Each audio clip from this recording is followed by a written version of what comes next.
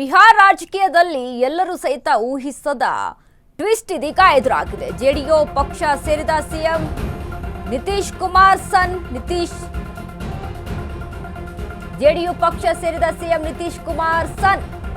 ನಿತೀಶ್ ಸಮ್ಮುಖದಲ್ಲಿ ಪಕ್ಷದ ಸದಸ್ಯತ್ವ ಪಡೆದ ನಿಶಾಂತ್, ಪಕ್ಷದ ಶಾಲು ಹೊಲಿಸಿ ಪುತ್ರ ನಿಶಾಂತ್ ಬರಮಾಡಿಕೊಂಡ ಸಿಎಂ. ಇಷ್ಟು ದಿನ ಐಟಿ ಉದ್ಯೋಗಿ ಆಗಿದ್ದ ಸಿಎಂ ಪುತ್ರ ನಿಶಾಂತ್ ಕುಮಾರ್ ಇನ್ಮುಂದೆ ಜೆಡಿಯು ಪ್ರಮುಖ ಲೀಡರ್. ಶೀಘ್ರದಲ್ಲೇ ನಿಶಾಂತ್ ಕುಮಾರ್ಗೆ ಡಿಸಿಎಂ ಹುದ್ದೆಯ ಗಿಫ್ಟ್ ಸಿಗುತ್ತಾ? ಅಧಿಕಾರ ವಹಿಸಿಕೊಂಡ 4 ತಿಂಗಳಲ್ಲಿ ಪದತ್ಯಾಗಕ್ಕೆ ಮುಂದಾದ ಸಿಎಂ. ಬಿಜೆಪಿ ಜೊತೆ ಮೊದಲೇ ಮಾಡಿಕೊಂಡ ಒಪ್ಪಂದದಂತೆ ರಾಜ್ಯಸಭೆ ಚುನಾವಣೆಯಲ್ಲಿ ನಾಮಪತ್ರ ಸಲ್ಲಿಸಿರುವ ಸಿಎಂ ನಿತೀಶ್, ಏಪ್ರಿಲ್ ತಿಂಗಳಲ್ಲಿ ಬಿಹಾರಕ್ಕೆ ಹೊಸ ಸಿಎಂ ಡಿಸಿಎಂ, ಹೊಸ ಕ್ಯಾಬಿನೆಟ್, ಹೊಸ ಸರ್ಕಾರದಲ್ಲಿ ನಿತೀಶ್ ಪುತ್ರ ನಿಶಾಂತ್ ಡಿಸಿಎಂ ಆಗ್ತಾರೆ ಎಂಬ ಸುದ್ದಿ. ಕುಟುಂಬ ರಾಜಕಾರಣ ಕಡು ವಿರೋಧಿ ಸಿಎಂ ನಿತೀಶ್ ಕುಮಾರ್ ಕೊನೆಗಾಲದಲ್ಲಿ ಪುತ್ರ ದೌರ್ಬಲ್ಯ ಮೀರಲಾಗದ ಅಪವಾದಕ್ಕೆ ಬಂದ್ರ. ಹಾಗಾದ್ರೆ ಬಿಹಾರ ರಾಜಕೀಯದಲ್ಲಿ ಎಲ್ಲರೂ ಊಹಿಸಿದ ಟ್ವಿಸ್ಟ್ ಇದೀಗ ಬಂದಿರುವಂತದ್ದು.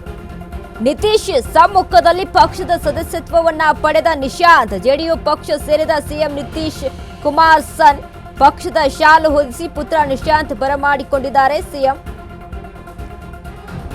ನಿತೀಶ್ ಕುಮಾರ್. ಇಷ್ಟು ದಿನ ಐಟಿ ಉದ್ಯೋಗಿ ಆಗಿದ್ದ ಸಿಎಂ ಪುತ್ರ ನಿಶಾಂತ್ ಕುಮಾರ್ ಇನ್ಮುಂದೆ ಜೆಡಿಯು ಪ್ರಮುಖ ಲೀಡರ್. ಶೀಘ್ರದಲ್ಲೇ ನಿಶಾಂತ್ ಕುಮಾರ್ಗೆ ಡಿಸಿಎಂ ಹುದ್ದೆಯ ಗಿಫ್ಟ್. ಹಾಗಾದ್ರೆ ಅಧಿಕಾರ ವಹಿಸಿಕೊಂಡ 4 ತಿಂಗಳಲ್ಲಿ ಪದತ್ಯಾಗಕ್ಕೆ ಮುಂದಾದ್ರು ನಿತೀಶ್ ಕುಮಾರ್.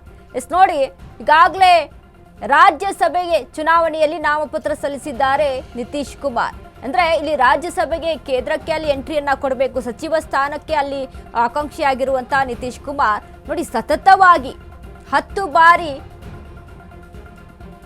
ವಚನ ಸ್ವೀಕಾರವನ್ನ ಮಾಡಿದಂತ ಸಿಎಂ ಪಟ್ಟವನ್ನ ದಾಖಲೆಯನ್ನ ಇಲ್ಲಿ ಪಡೆದುಕೊಂಡಿದ್ದಾರೆ ನಿತೀಶ್ ಕುಮಾರ್. ಯಾಕಂದ್ರೆ ಅವರ ಒಂದು ಬಿಹಾರ್ನಲ್ಲಿ ಇದ್ದಂತ ರಾಜಕೀಯ ಇದೆಯಲ್ವಾ, ಎಲ್ಲರಿಗೂ ಕೂಡ ಪ್ರಶಂಸೆ ಪಡುವಂತ ವಿಚಾರ ಆಗಿತ್ತು. ಅಂದ್ರೆ 10 ಬಾರಿ ವಚನ ಸ್ವೀಕಾರ ಸಿಎಂ ಆಗಿ ಅಂತ ಅಂದ್ರೆ ಸಾಮಾನ್ಯವಾದಂತ ವಿಚಾರ ಅಲ್ಲ ಅದು.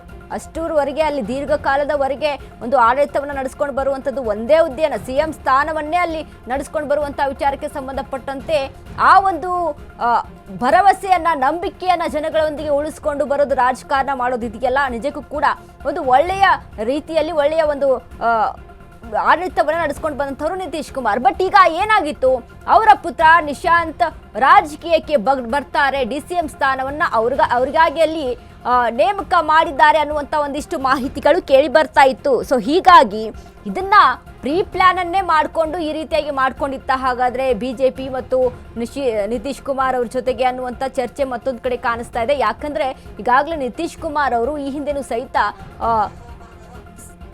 ಕೃಷಿಯ ಮತ್ತು ರೈಲ್ವೆ ಸಚಿವರಾಗಿ ಮುಂದುವರೆದಿರ್ತಾರೆ. ಯಾಕಂದ್ರೆ ಇವರ ರಾಜಕೀಯ ಜೀವನದಲ್ಲಿ ಅದಾದ ನಂತರ ಸಿಎಂ ಆಗಿ ಅಲ್ಲಿ ಮುಂದುವರಿತಾರೆ. ಸಿಎಂ ಆಗ್ತಾ ಇದೀಗ 2025ರಲ್ಲಿ ನಡೆದಂತ ಎಲೆಕ್ಷನ್ ನಲ್ಲಿ ನಿತೀಶ್ ಕುಮಾರ್ ಅವರನ್ನೇ ಸಿಎಂ ಮಾಡ್ಬೇಕಾ ಅನ್ನುವಂಥ ವಿಚಾರಕ್ಕೆ ಸಂಬಂಧಪಟ್ಟಂತೆ ಬಿಜೆಪಿ ಒಂದ್ ಕಡೆ ಸಾಕಷ್ಟು ಹಿಂದೇಟನ್ನ ಹಾಕಿತ್ತು. ಬಟ್ ಇದೀಗ ಈ ಒಂದು ಒಪ್ಪಂದ ಈ ಹಿಂದೆನೇ ಆಗಿತ್ತಾ ಅನ್ನುವಂಥ ಪ್ರಶ್ನೆಗಳು ಕಾಣಿಸ್ತಾ ಇದೆ.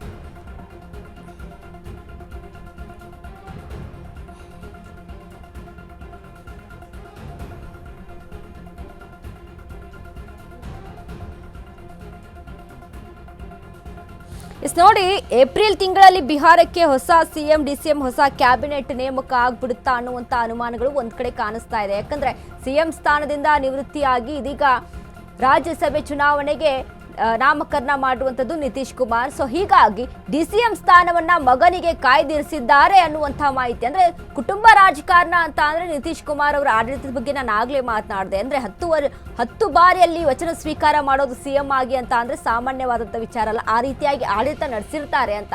ಸೊ ಈಗ ಸಾಕಷ್ಟು ಅನುಮಾನಗಳು, ಕುತೂಹಲವನ್ನ ಹುಟ್ಟಿ ಹಾಕ್ತಾ ಇದೆ ಬಿಹಾರ್ ರಾಜಕಾರಣ.